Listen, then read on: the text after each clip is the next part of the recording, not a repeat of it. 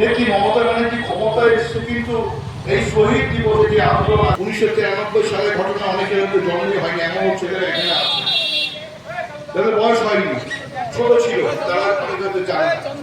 আমরা এবার আমাদের এই সভামঞ্চে আমি বক্তব্য রাখার জন্য আমাদের অঞ্চলের অন্যতম নেতা অভিজিৎ বর্ধন উপবর্ধনকে কিছু বলার জন্য আমি অনুরোধ করছি।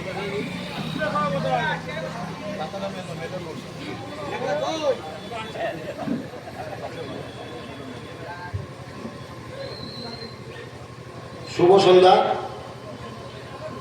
আজকে পথসভার সঞ্চালক,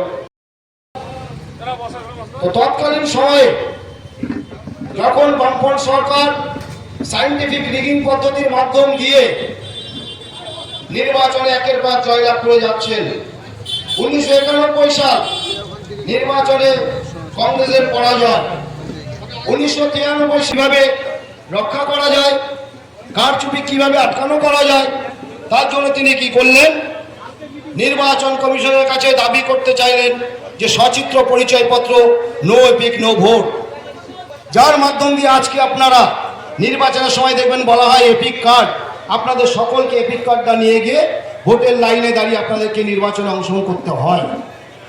কি ঘটেছিল সেদিন? কথা ছিল 14ই জুলাই রাইটার্স বিল্ডিং অভিযান হবে, কিন্তু তৎকালীন পশ্চিমবঙ্গের রাজ্যপাল সৈয়দ নুরুল হাসান পরলোক গমন করেন সেদিন। তাই সেদিন নেত্রী সিদ্ধান্ত নিলেন যে আমরা এক সপ্তাহ পরে অর্থাৎ 21শে জুলাই দিনটিকে বেছে নেওয়া হলো।